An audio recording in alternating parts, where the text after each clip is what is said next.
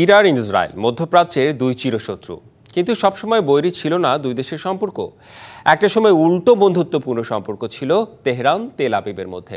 এমনকি 1948 সালে ইসরায়েল প্রতিষ্ঠার পর স্বাধীন রাষ্ট্রের স্বীকৃতি দেয়া দ্বিতীয় মুসলিম দেশ ছিল ইরান। ইতিহাসের নানা মোড় ঘুরে সেই সম্পর্ক রূপ নেয় শত্রুতায়। ইসরায়েলকে 1950 সালে রাষ্ট্রের স্বীকৃতি দেয় ইরান। তেল আবিবের সঙ্গে কূটনৈতিক, বাণিজ্যিক ও সামরিক সম্পর্ক গড়ে তোলে তেহরান। এমনকি ইরানের গোয়েন্দা সংস্থা সাভাক প্রতিষ্ঠায় সহায়তা করে ইসরায়েলের গোয়েন্দা সংস্থা মোসাদ। কিন্তু সাধারণ ইরানিরা ইসরায়েলের সঙ্গে এই সুসম্পর্ক মেনে নিতে পারেনি। ইরানের শাহ শাসনের সময় বিরোধীদের সঙ্গে সুসম্পর্ক ছিল ফিলিস্তিনের মুক্তি আন্দোলন ফাতাহ ও এর নেতা ইয়াসির আরাফাতের। 1979 সালে ইরানে ইসলামী বিপ্লবের পর ইসরায়েলের সাথে আনুষ্ঠানিকভাবে সম্পর্ক ভেঙে যায়। ইসরায়েলকে রাষ্ট্র হিসেবে অস্বীকার করে ইরানের নতুন এ সরকার। এরপর থেকেই ইরানের সাথে সম্পর্কের অবনতি। ইরানের দূরপাল্লার ক্ষেপণাস্ত্র তৈরির চেষ্টা ও পরমাণু কর্মসূচিকে হুমকি হিসেবে দেখে ইসরায়েল। তেহরানের সামরিক উচ্চাভিলাষ ভেস্তে দিতে ক্রমাগত ষড়যন্ত্র চালাতে থাকে ইসরায়েল। ইরানের একের পর এক পরমাণু বিজ্ঞানীকে ইসরায়েল হত্যা করেছে বলে অভিযোগ ওঠে।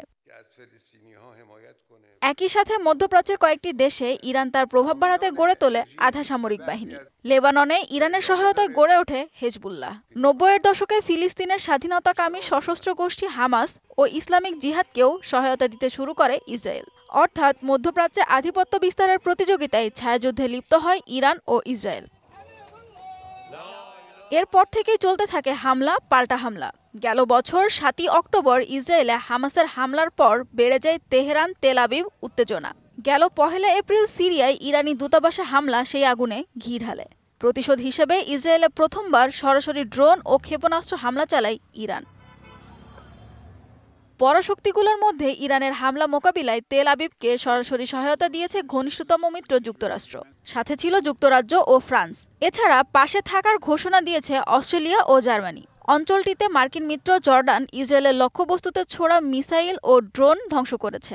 এছাড়া মধ্যপ্রাচ্যে তেহরানের সঙ্গে সুসম্পর্ক নেই এমন কয়েকটি দেশও প্রত্যক্ষ বা পরোক্ষভাবে ইসরায়েলকে সহযোগিতা দিয়েছে এমন খবরও বেরিয়েছে।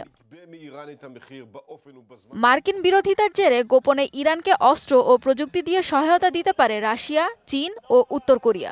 এছাড়া হেজবুল্লাহ, হুতি, হামাস ও রাশিয়ার ভাগনারের মতো সশস্ত্র গোষ্ঠীও নানাভাবে থাকতে পারে ইরানের পক্ষে। সানজিদা ইসলাম তন্নি, ডিবিসি নিউজ ডেস্ক।